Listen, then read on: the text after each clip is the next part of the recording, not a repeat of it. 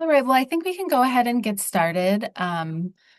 Welcome to everybody, and thank you for being here. This is part one of our four-part training on building narrative power through the Dignity in Schools campaign. And I'm going to pass it over first to Anel, who is the co-chair of the DSC Decodes Committee, which is the place that we developed a lot of the content for this training.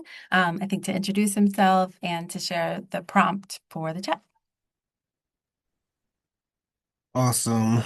Thanks, Natalie. As Natalie mentioned, my name is Anel Eccleston. I am the co-executive director for a Student Advocacy Center in Michigan.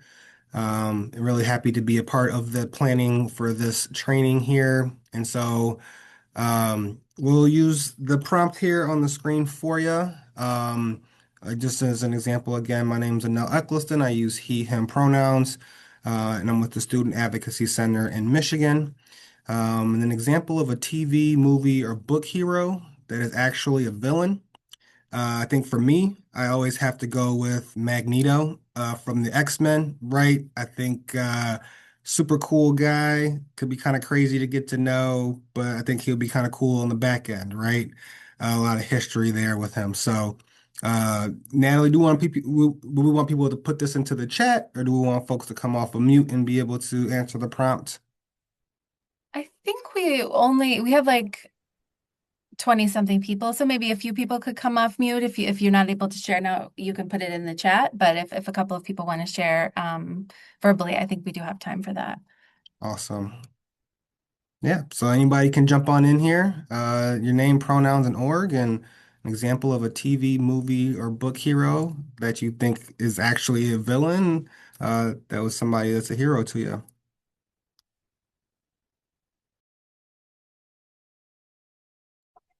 I can hop in. Greetings, everyone.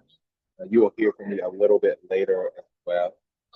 My name is Tafari Melisizwe. I am the communications coordinator for the Dignity in Schools campaign. Excited to be here with you all. I use he, him pronouns. And I will start off right with some controversy. A movie hero who I actually think is a villain, T'Challa. There we go.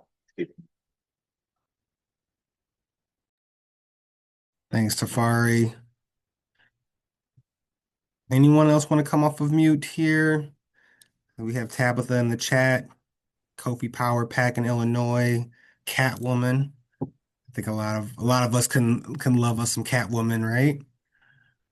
It's Taliba, and I was Tallulah. gonna put Batman at first, because he has this dark side that just kind of creeps me out. Because I'm more of a Marvel fan, but I didn't want to start no debate. I know he's a good person, but it's just that darkness. So, thanks, Taliba. This is Ruth with Dignity in Schools, she, her, and I really identify with Storm. So, so we have a lot of X-Men. We got the Catwoman here, but we also have a couple X-Men in the house. Marisol.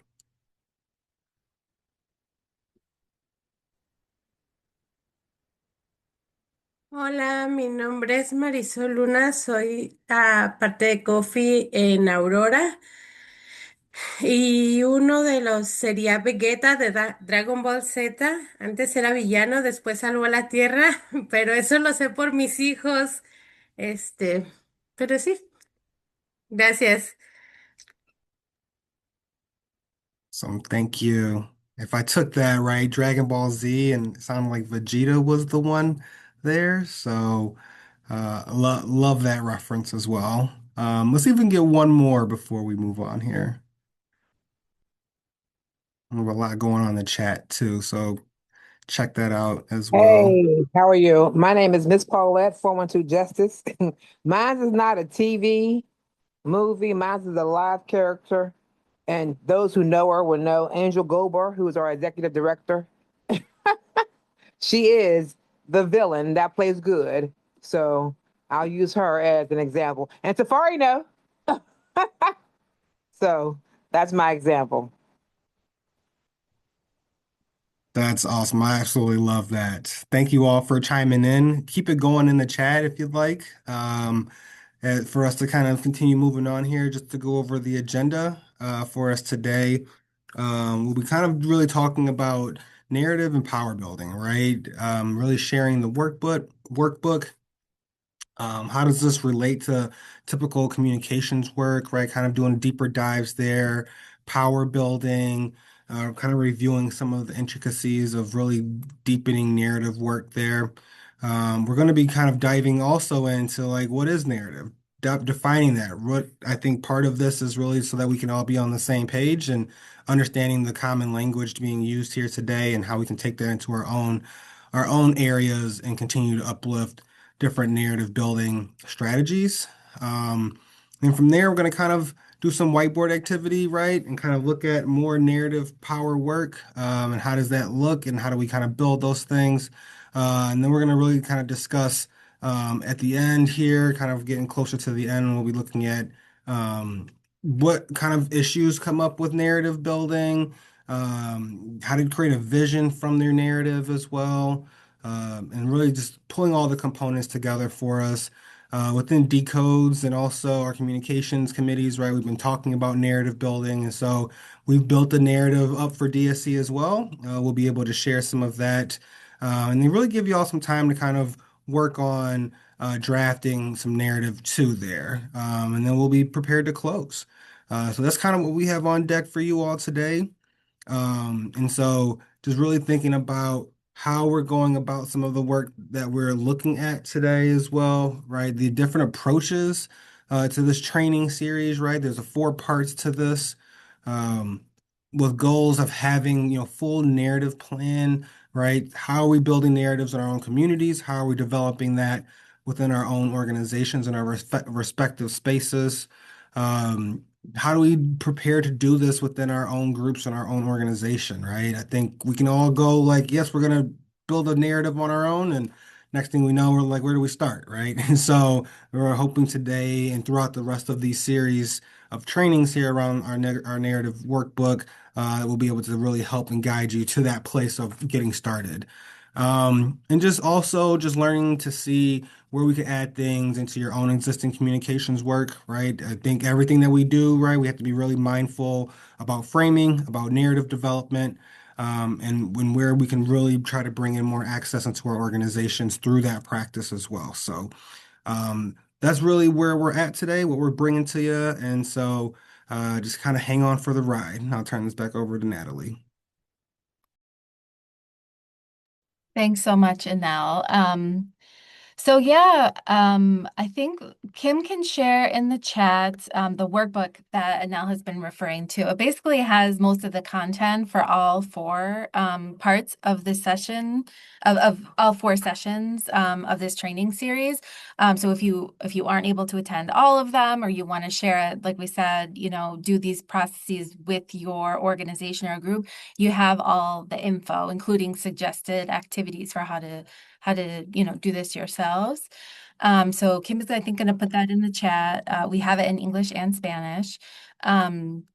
And also, I forgot to put this as something to share, but we can also, just for context, we came up with our own kind of definition for what narrative power building is. This is a summary on the screen, but part of how we did that is last year we released like a lessons learned like report where we examine like the history of for Dignity in Schools campaign, narrative work that we've done, ways we have shifted attitudes and beliefs about schools, about students, and then also examined 3 member orgs and their successful narrative shifts. So that's how we're coming up with the definition I'm about to share, the summary of it. So what we want to build power to win by changing narratives and beliefs. So what that kind of means for us is that means naming what is happening and what needs to change. Claiming your own story without somebody else's story imposed on you. That's narrative power. And the ability to successfully convince a decision maker or become the decision maker yourself, or build up enough influence that whether or not a decision maker agrees with you, they have to respond to you. So those are some of the ways we're thinking about, that's the narrative power that we're trying to build. And you may be asking, like, how is this the same or different as like the typical communications activities that you may be doing, like writing press releases or posting things online? So I want to give an example, like of a press conference, probably something a lot of you have done before.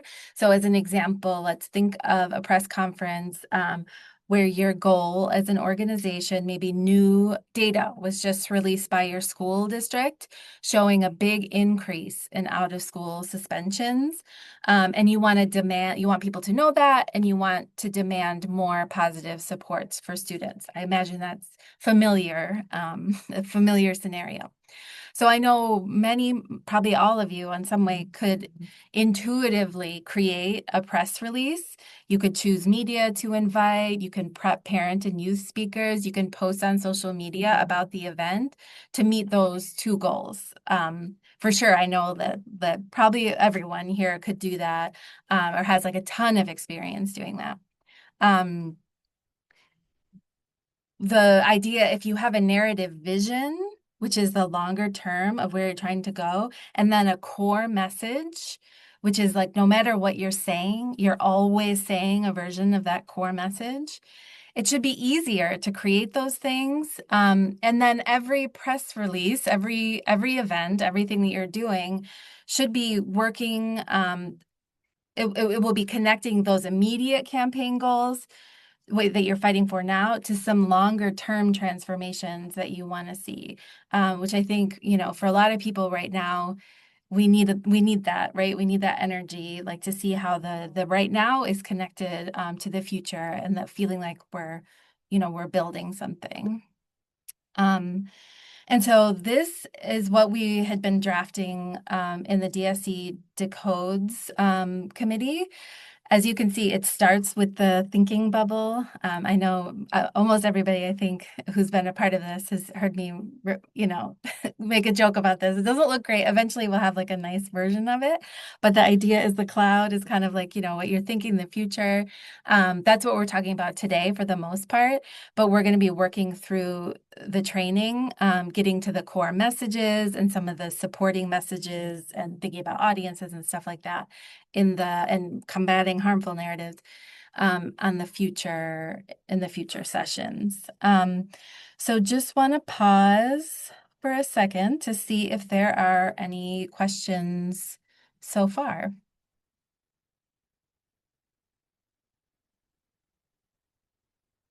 You can put them in the chat, or you can raise your hand or just come off mute. It's not a huge group, it's like 27 people, so people can, I think, just share. Can you give just one short, another example of what is narrative? Just Well, like a short definition. I'm sorry. that might be the next slide. What is narrative? So Never you're right on mind. track. We're right on track, and I'm sure whatever we wrote here will be better than what I come with off the top of my head. So I will turn it over to Tafari, who will start us off on this very important question you have raised. What is narrative? Hey, again, everyone. I just want to check in with the interpreters. Is this speaking pace and pacing so far solid for you all? And let us know in the chat, and we'll kind of continue this rhythm. Fantastic. We can't hear you, Tafari. At least Is that true? Is that true for everyone, or is it just for Kim? No, I cannot hear you. You just sound good. Okay. You sound muffled. Okay. Let's try to troubleshoot that. Do I still sound muffled? It's like no. there's a background or something like that. That when you're speaking, there's something else in the background. Yeah, and I just took my headphones off to check, and it's actually quite quiet where I'm at. So, still bad? Still nothing? I think it's okay. It's not 100%, but I think it's okay. Okay. So I'll try to speak a little slower.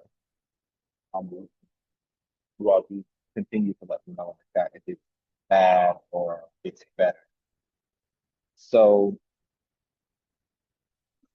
this conversation again, what is a narrative? Uh, I think there's a couple of good ways to think about this conversation. Um, a good One of the things I like to do when I teach students a lot is we will give them a definition, or have them explore a definition, connect with that, and then rewrite that definition in their own words, in a way that's useful and meaningful to them. And so I would invite us to mentally do that as we're talking about this, because like Natalie said, this definition is really solid. And the point of this workshop series is to develop useful and usable, and operational pieces for you. So it's, I think, really important that you think internally, that you think selfishly, so to speak, about how these ideas and content that we are laying out apply to your individual organization, as well as how your organization relates to the mission and work of the Dignity in Schools campaign. But in short, narratives are a collection of related stories representing a core idea or belief. A way I like to think about that is that there is the structure of a topic. And in that topic, let's call it a box. And let's call that box public education. Public education is framed. Within that, there's all these different ideas about how it should be done, what's good, what's not good, what's working, what doesn't work. Why do these things work? Why do these things not work? All of that, is really the domain of storytelling. Data is a form of storytelling. Narrative is a form of storytelling. But it's that collection of related stories about what's happening in a classroom, in a building, within a system, that then tells these larger narratives or larger stories of what education looks like in a society, in a place, what happens. When a narrative is accepted as the truth, it can dramatically influence or change people's thinking and action. So again, this is the conceptual form. So if I believe that education is supposed to do these four things, then as one of my organizing elders often says, how do we know what we know, and how do we like what? This is all narrative. Um, when we're watching television, podcasts, think about the advertisements, that you see on YouTube or on mainstream television. They will often tell you all of the good things that a car or a shoe or a pharmaceutical pill will do. You know, you'll drive faster, you'll jump higher, you'll look better. Um, and these are not accidents. They're specific interventions, that marketers and people that work in communications use to paint a particular relationship, um, hopeful, a particularly hopeful relationship between people and communities and these products or these services or these ideas. And so, where do these things happen? Again, we've talked about schools, we've talked about mass media, um, thinking about print journalism, thinking about, MSNBC, CNN, Fox News. So when we're talking about narratives, it's not just these are things that we like, therefore it's a good narrative. Um, Narratives are really a technology, that then you can use to move, to shift, to connect, to enlighten, form, um, people, movements, so on and so forth. But we don't just get them from mainstream media, don't just get them from big box corporations. These also show up in our family lives. We have narratives about our family. We have narratives about our siblings. We have narratives about our favorite sports team. We have narratives about our church community, people in our church community, um, what they're supposed to do and how they're supposed to relate to a set of situations, circumstances. And in turn, um, how does that shape how we relate to these things? So as we move to the next slide, narrate narratives don't just exist. They're driven by things. Um, they are driven by people. They're driven by organizations. They're driven by actors.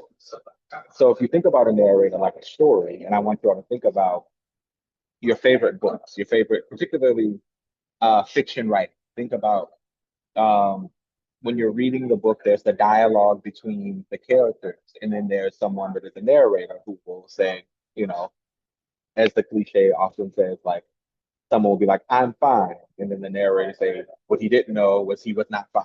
Um, and so, but the question is, how does the narrator know that? What function does that role of kind of being this omnipresent, overarching, or at least having a little more information about the nature of something? How does that shape how we relate to the thing, the active dialogue that's happening? So the voice of the narrator determines where the story begins and, and gives details that are not revealed by what the characters are actually and actively saying. Authors use narrators to help the reader understand what the most important things are in the story. Just like a story's narrator guides how we understand the tale. Social narratives guide how people understand the world and what they consider normal, true, factual, regular, good, necessary evils. Like all of these are narrative frames. Quick pause. I'm just getting a note from Lynn from Kofi and Women's of God Design saying that she's trying to sign in and is not able to. Lynn, we see you here in the room, but maybe I see her mic is not. So that's just one piece of thing to tend to. But I'm going to continue. Is that making sense so far? Narratives, narration, actors.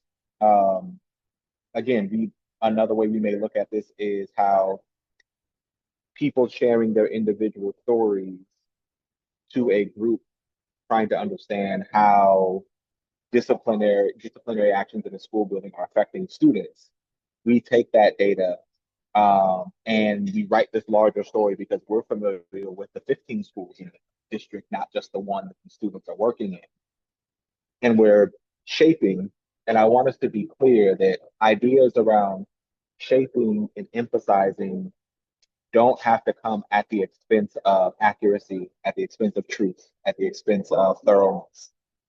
Narratives, propaganda, communications are centrally important functions in anyone looking to try to win people over to a body of ideas, a body of practices, and kind of as Natalie was saying earlier, so like how you come to that press conference as an example, and what you want people to take away is you have to put thought into it. You have to put ideas into it about not just here's the facts, but how do I shape these facts in a way that compel certain kinds of actions that may be advantageous to the goals that we're trying to reach. So when Natalie put these wonderful slides together and I saw this Aesop's Fable, The Boy Who Cried Wolf, I immediately thought of my 10-year-old son, bless his heart. And for those of us that have children and have been children, you know this. Is anyone not familiar with The Boy Who Cried Wolf? I want to ask that before we kind of like start walking through what it is and what we're talking about. Hop in the chat if you're not aware, or raise your hand. I just want to see how far we go or not before I walk through it. Liz, you look like you know Aesop's Fable. You know The Boy Who Cried Wolf. What you know about that story? Run it for us real quick. Do you know it? You're on mute. It's okay. You're on mute if you're still here. We can't hear you.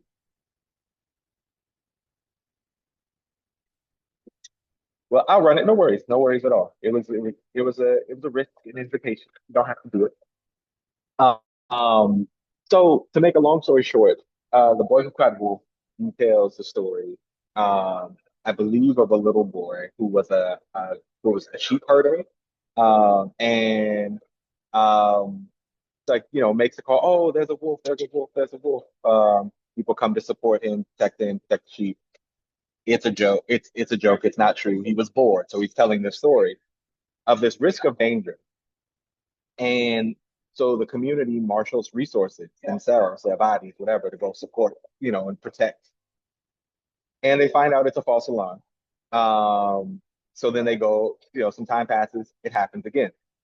Same scenario. By the third time, and again, thinking about my 10-year-old here, it's like by the third time you've told me something that is not true.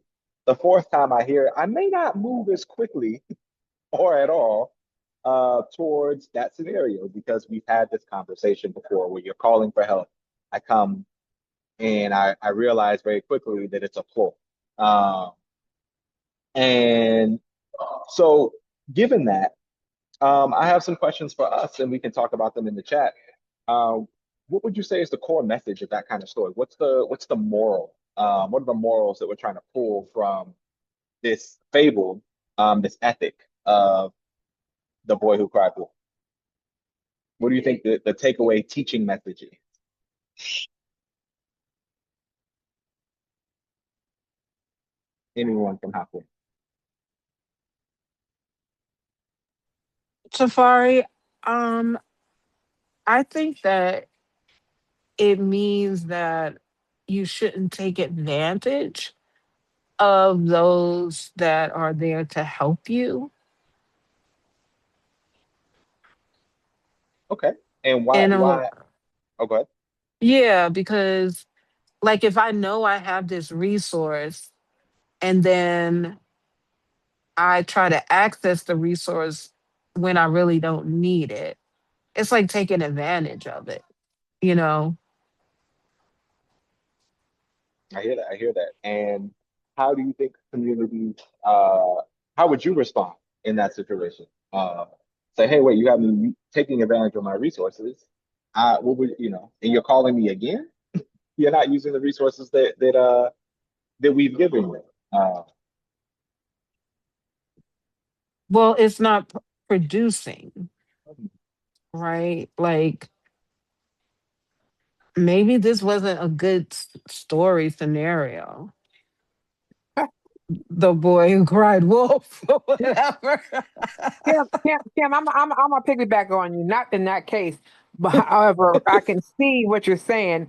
I'm giving you some resources. Now I see that you are not utilizing them efficiently because maybe you're not sure of how they're supposed to be used. So what I'm going to do because of this, and you did it twice, I'm gonna place some boundaries. I'm gonna give you some code. I'm gonna give you some words that are necessary for you to understand when you call me. I need to know all this has been done by you first, and then I'll be there to finish up what or come alongside. I don't want to finish up anything. I'm gonna come alongside because this is your call. You're calling me to help you with this thing, and I need to know that I'm the person who's going to show up once I know you've done your part, and then I'll come alongside to help you lift it up as long as you did your part first. But if you're calling me just to see if I'll show up and then you have nothing accomplished, you won't get me on a third call.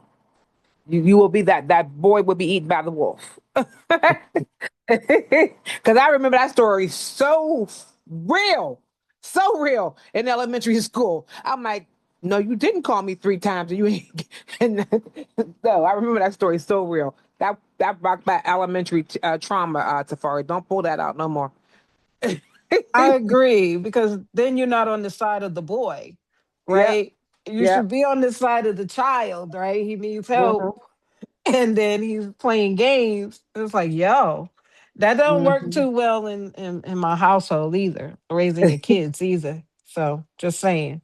That's it. No, but that's exactly it. And let's think about and I see you, Sharita, in the chat. You want people to trust you, so your word should mean something. One day when you actually need someone, they may not come through because they trust you in your word. I think you mean that because they don't trust you or have some hesitation about trusting you in your word. All of it on point. The ethic is be a consistent facilitator of the truth or of accuracy so that we can count on you. And so that when we do respond, when we do support, because the goal is not support the child or not. It's like, wait, is this like you're falsely presenting a scenario that for what? For entertainment, for this, for that, what have you. In this case, as the story goes, the child was four. And again, those of us Safari, now you might have this other take on that. That you're go talking for it. about a child now. So now if the child is this way, why is he acting this way? What do we need to make him feel comfortable to know who he can call on? And it doesn't have to be just to see if they're going to show up. Because if he's used to people not showing up, then he'll use that tactic to get somebody to be a part of him. And all he needs to say, and if you come enough times, that you can trust me. You don't have to make a story up. I'm here to help you. So since you're putting on a child's perspective, then I have to go back to a child's perspective. You're talking about an adult who's already done this work. That's something different. No, absolutely. Absolutely. Y'all are on it. Y'all are on it. And then I also want to just give some life to Marisol's comment in the chat, talking about the, lies break trust. And when you really need help, maybe no one will believe. So no, we're all on it. We are all definitely on it. And so I think that you all get this. You all get narratives. You all get the direction. So, oh, and I see, Marisol, you have your hand. That you have.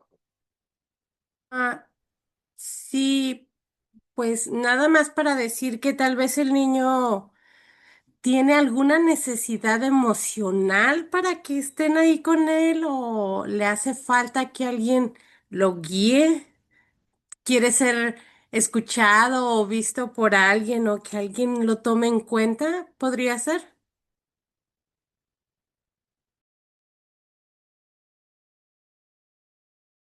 Absolutely. No, absolutely.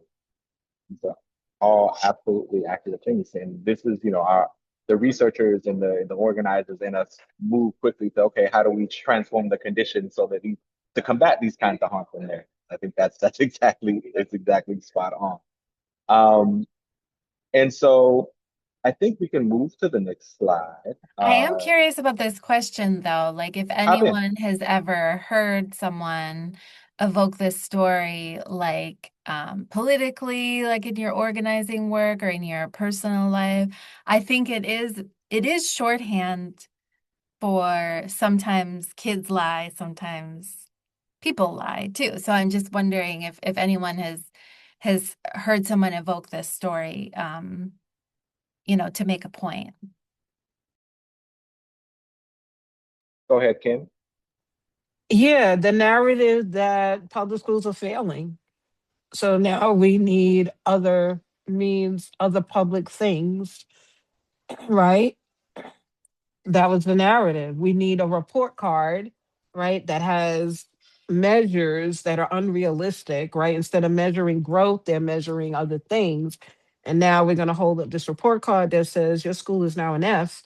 So now we need to close your school. Now we need a charter school. Now you need a private voucher. So we've been sold that narrative.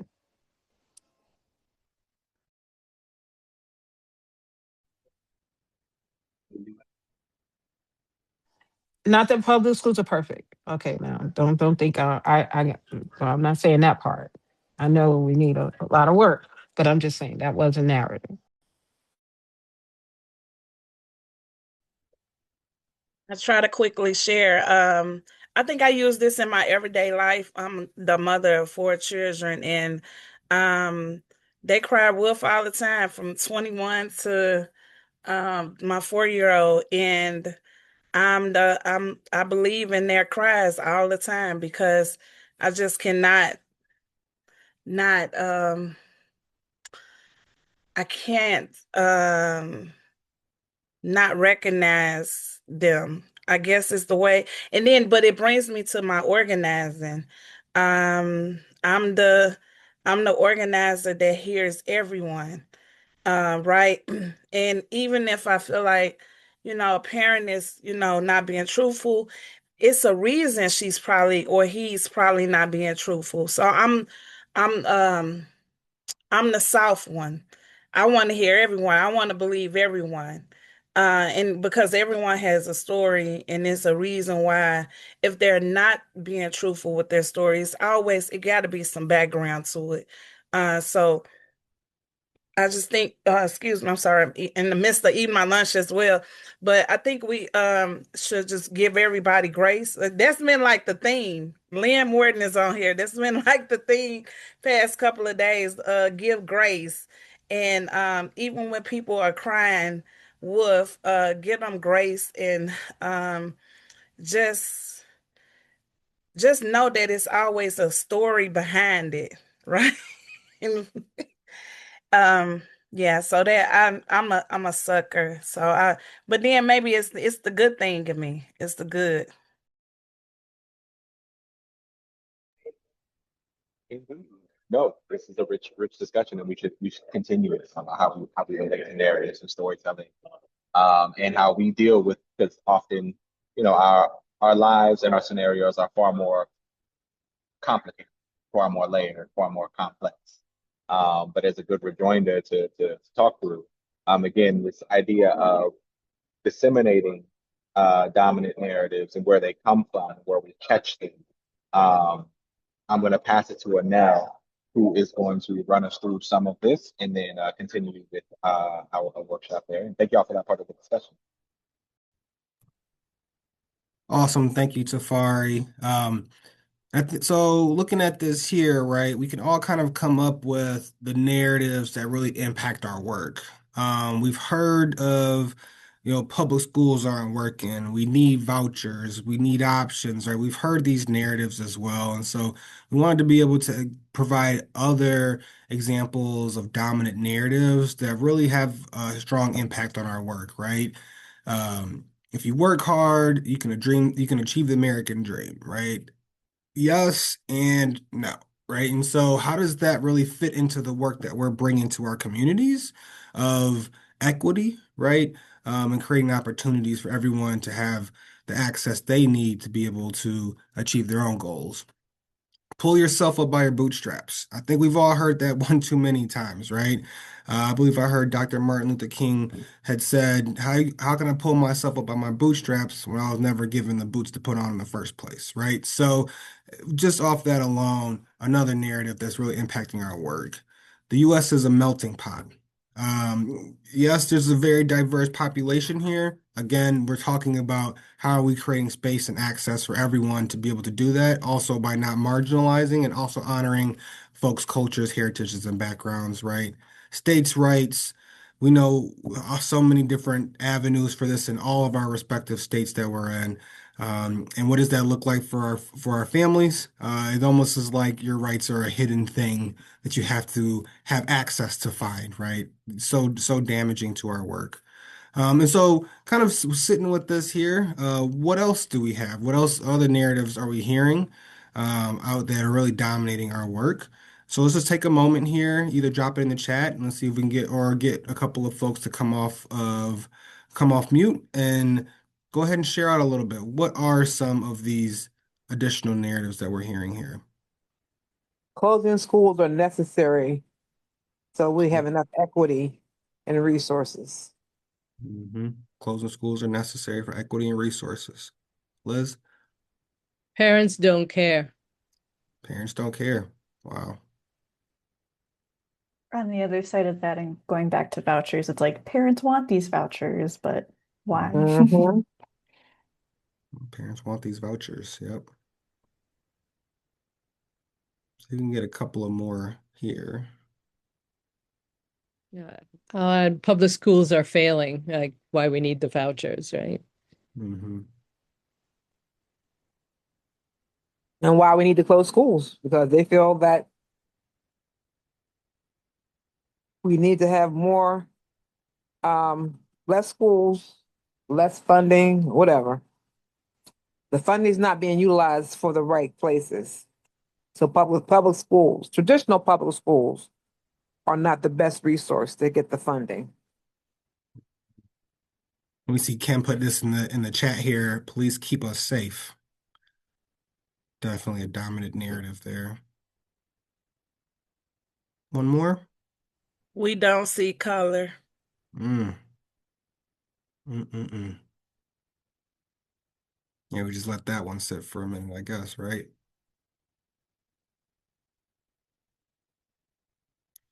All of these are just examples of narratives that can deter our work, that can deter our impacts, but then also, most importantly, tell a fabricated story to our families that they don't matter, right? Our schools, that they don't matter. And it's important for us to continue to be thinking about building our own narratives, right? To continue to uplift the fact that parents do matter. Parents do care. The community cares. And our school systems matter. Our young people matter, and their voice matters too. With that, we're going to turn it over to Natalie. She's going to walk us through a whiteboard activity. Take it away, Natalie. Thank you so much. And these are such good examples because everyone knows what they're, not everyone, people have different touchstones, but for the people who recognize a narrative, you know exactly what it means. It paints a picture immediately in your head of all of these things. So somebody could have said something for an hour about if you work hard, you can achieve the American dream, or you just say that and then make your, horrible point or whatever. It's a shorthand. It's a way of accessing all of these beliefs that people may or may not have, and like bringing them into people's minds. And very, very quickly. That's all the ones that you guys shared. They really conjure up so many images. So yes, we want to hear a little bit about some more specific narratives about your community. So I'm going to put in the chat a link to a whiteboard that you should be able to click on and type. So there's like kind of yellow boxes like sticky notes. When you click on that, you should be able to type in there. And let me see, I'm going to pull up the slides again. We want to give some examples. So either about your local community, like specifically geographically, or like a community that you're a part of, positive or negative, that comes up a lot in your work. So you'll see that there's like 2 examples in there already. And so we're going to take like 10 minutes to do this. All right, I have 58 after, so I'm going to go ahead. Does anybody want to come off mute and read yours? I can also pick a few and read them myself. Do we have a volunteer?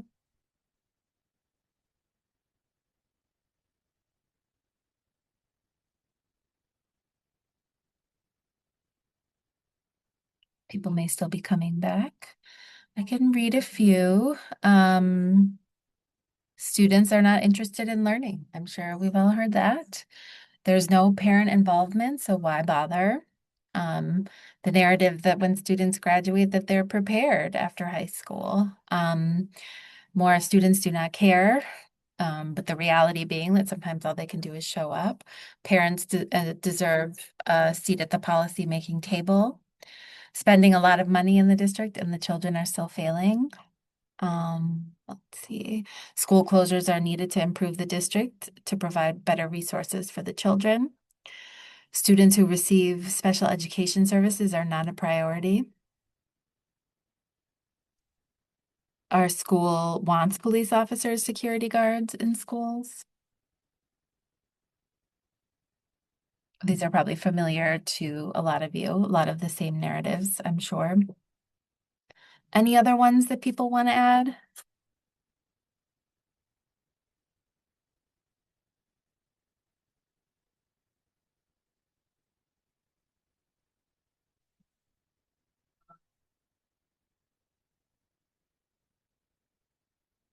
See any new ones coming in? The narrative that police should be more involved in communities of color. We need police to keep students safe. The narrative, I don't have power and my voice doesn't matter.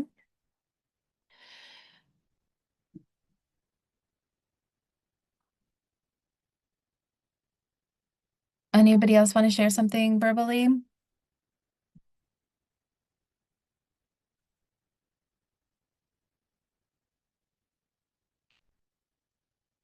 Let's see here. So I'm going to get back into our slides and we're going to start talking about our narrative vision.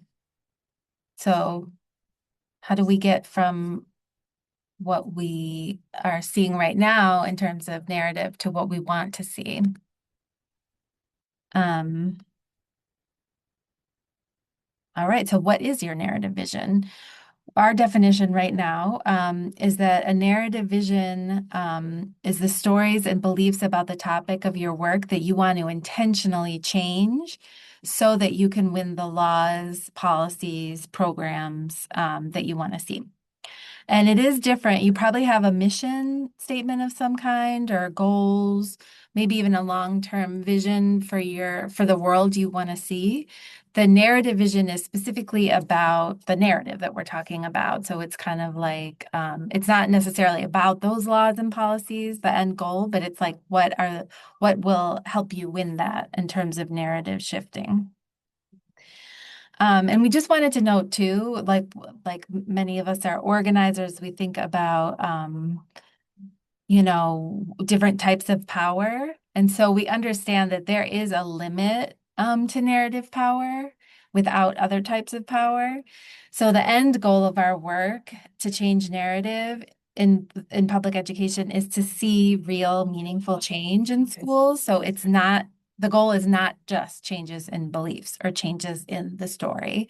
The narrative battle, winning that almost always has to be won in order to win a campaign victory. But shifting a majority of people's attitudes does not mean that you will automatically win real change. We know that, right?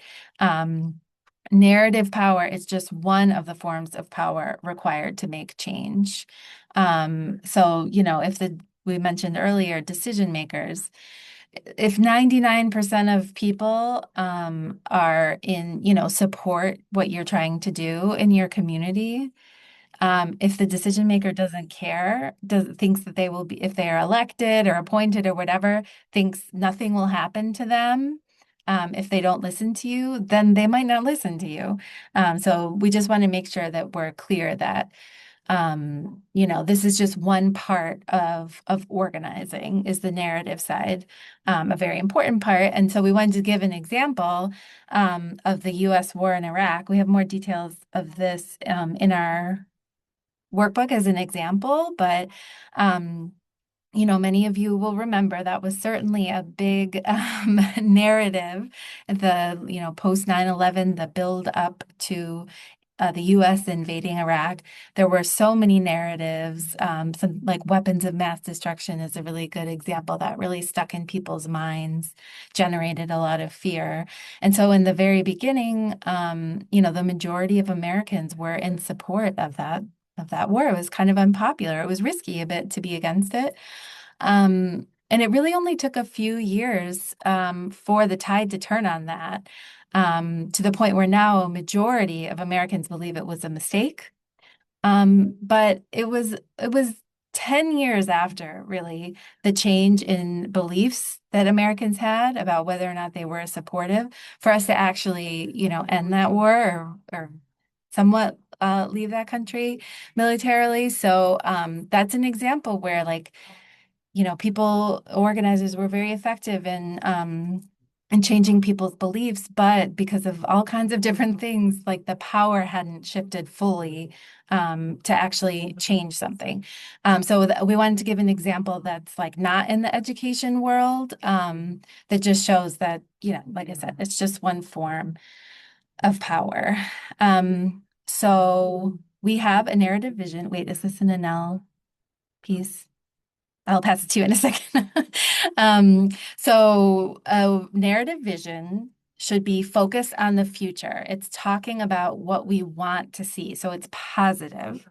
And it's focused on attitudes, beliefs, culture shifts that would make it easier for you to win the things that you want.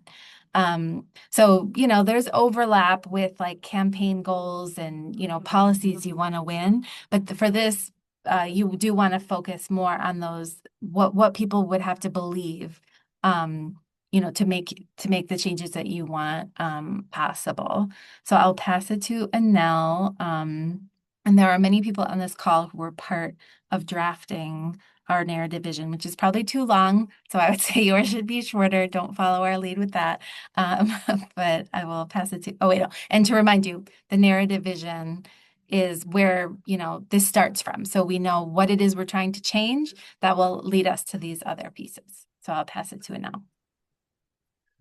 Awesome. Thank you, Natalie. As she had just mentioned, we have, been building a DSC narrative vision.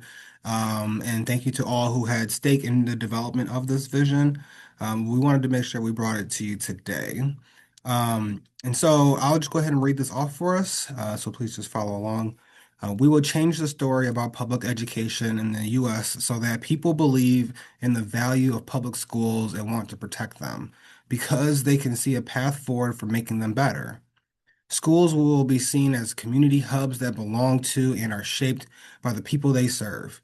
It will be well known that Black and Latino children and families, often deeply mistreated and underserved by schools, have been at the forefront of the fight to transform public education and are seen as leaders when the time comes for schools to be created, improved, or reimagined.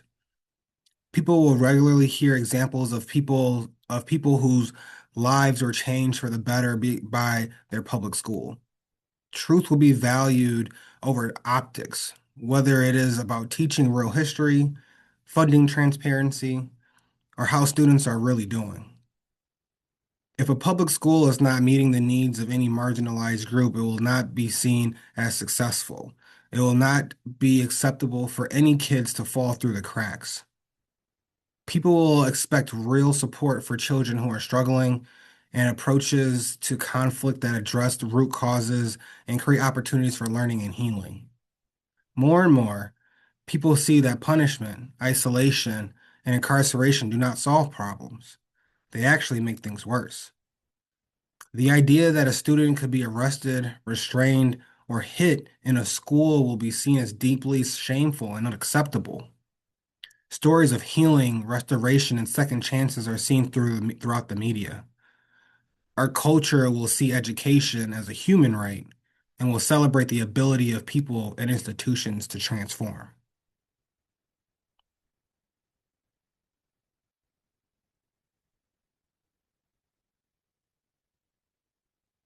So at this point, now that you've heard the narrative vision, the DSC narrative vision that's been built over the past few months, I'm going to take a 10 minutes and do an individual draft here, right? 1 to 2 sentences for now will kind of get you started, but let's focus on the future. Written in a positive way that can really be inspiring and bring some of the attitudes, belief, culture shifts that would make it easier for you to win the things that you want. So take a minute now to be able to actually go ahead and draft that out.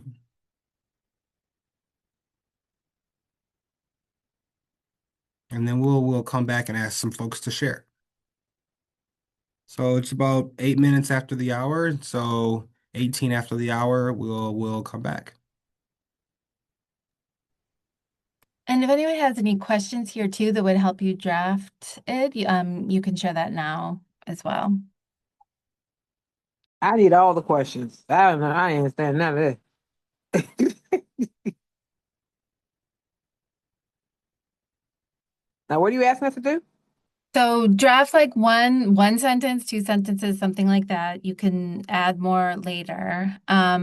That similar to the long thing that we just read, that's DSC, is a version of like the narrative that you want to create through your work, or you already are creating through your work. So it could be, the things that maybe Are probably we? some people already do believe, but you want more people to believe about schools, about students, about the neighborhood, whatever it is. I can also highlight like some of the things in here, like that signal that we're talking about, narrative, beliefs.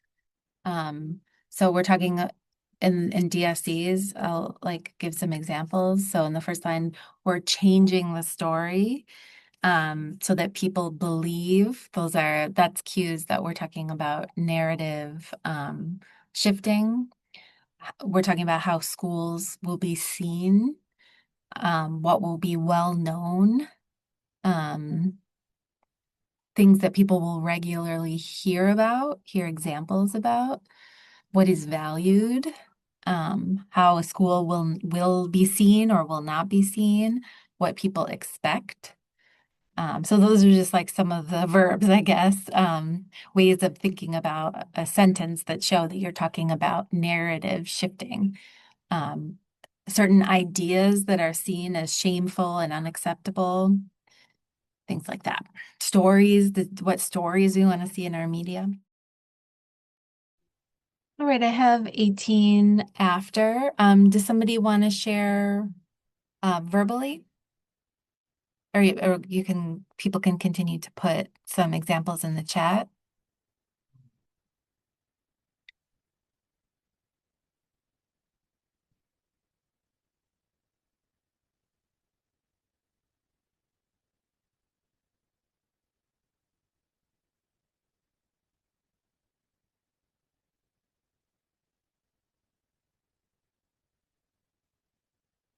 Sharita or Linda, do you want to read yours? Or I can read it, whatever you prefer.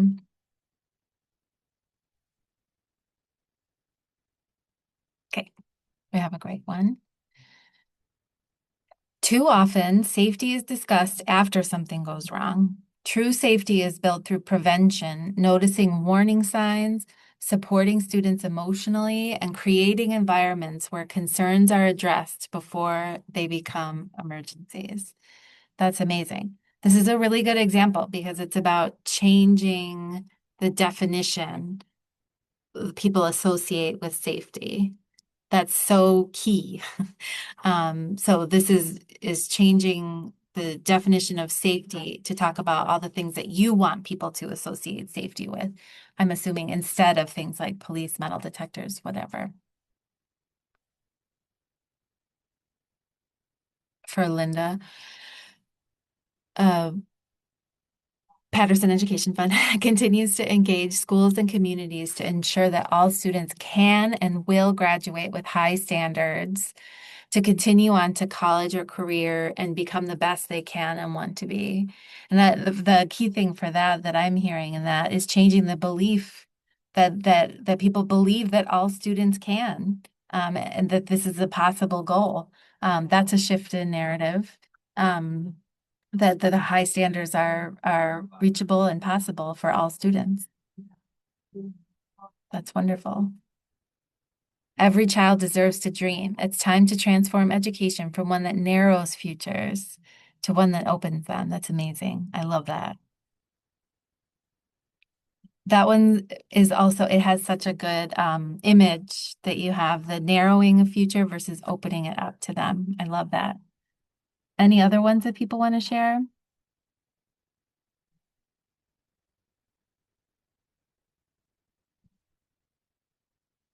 We also have like just a couple of minutes too. Do people have any questions in general about the stuff that we've shared or like that came up as you were trying to, start actually drafting these things?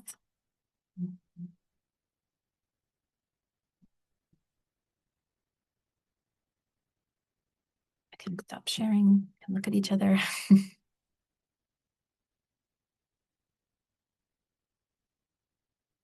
Any questions or reflections even that you wanted to share? We have another one in the chat.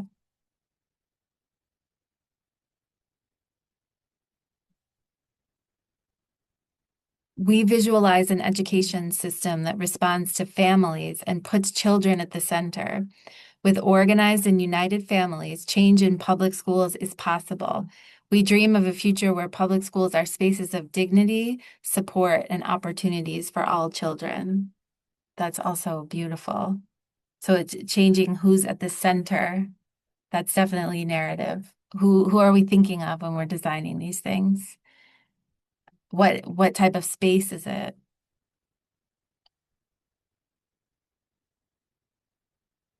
Any other ones people want to share or questions?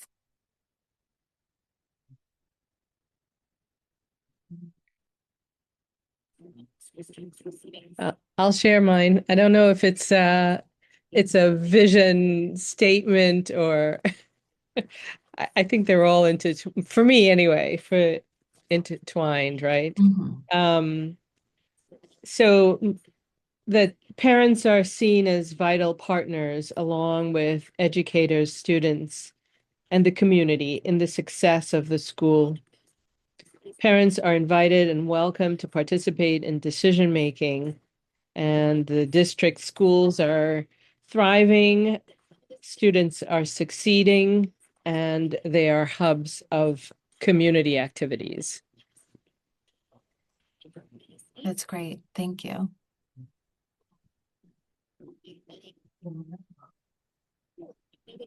I think mine is kind of a vision too. I mean, like I could pull out a vision of it, right? There were a few keywords though in there that definitely are about narrative. It's hard to see without it in front of me, it's hard to see, but I definitely heard the narrative shifting. And Lynn put in the chat, a child's education is a passport to the world. So that is a narrative shift about what education means. What is education for? All schools, public and private, put the needs of children and their families at the forefront of their mission.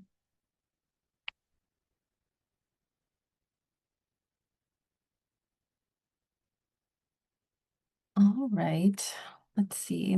Go back to sharing my screen just as we close out.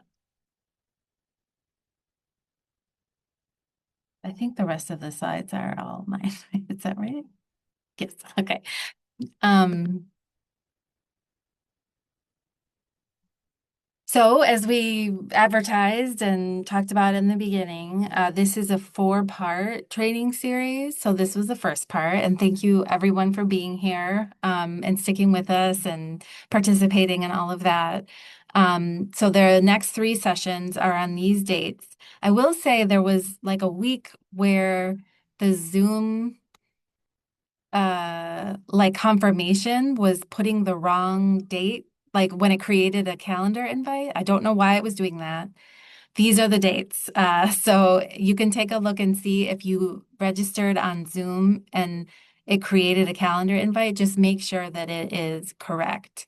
They're all on Thursdays at 2 Eastern. For some reason, a couple of them were showing up as Wednesdays. Who knows?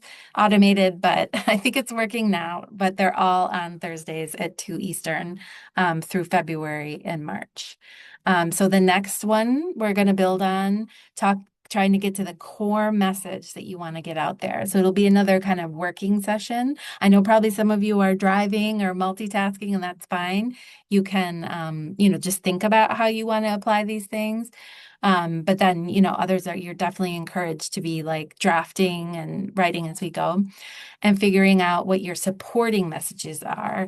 And we're calling something organizing Easter eggs. Like, what are the things that you can make people think of by the words that you're choosing? Then the next one, tracking successes and field testing. So maybe some of this feels like abstract. So how do we see how this is really showing up? Thinking about key audiences that you want to be talking to. And then the last one, we'll be doing combating the opposition narratives that we're dealing with, and also preparing for the biennial meeting session. There's one on this, so we would love it if like 1 or 2 of you guys could, share during that session. If you were able to, draft something or utilize something from these trainings, that you can share was helpful to you. So your assignment is to try to come up with more bullet points or a full paragraph, a few sentences for your narrative vision and bring it to the next call. No stress if you don't, please come, even if you don't do that, but it would be it would be cool if we could hear more examples. And I think we do all really need to hear about this future. We need to hear about the good things that we're going to see because of your work. So we'll ask for a volunteer to share. I won't put anybody on the spot, but if somebody could come with examples, and feel free to, to email me if you want to, get feedback before you share. That's totally fine too. So that's the assignment. And yeah, well, thanks everyone for joining. Thank you especially to Anel as the co-chair of DSC Codes, and Tafari, my coworker, for presenting, and Kim behind the scenes helping in the chat, and Ruth for your leadership, and all of you for coming. And I'll hang out here for a second if anybody has any questions. Kim has put also in the chat the evaluation survey for the training today. And we'll also reshare the link to the workbook. Like I said, it has the content. So if you're here now and there's somebody you think, oh, maybe they would want to join the future ones, the workbook has like most of the content that we went over. So they can totally come absolutely without having attended the first one. They can catch up, and we'll also have the recording. And vice versa, like say you can't attend next week, but you want to attend the other ones, you can totally do that. The workbook has like the missing information for you. But yeah, I'll hang out for a minute in case anybody has any questions, but that's it. Please fill out the survey so we can get the feedback, and have a good rest of your day.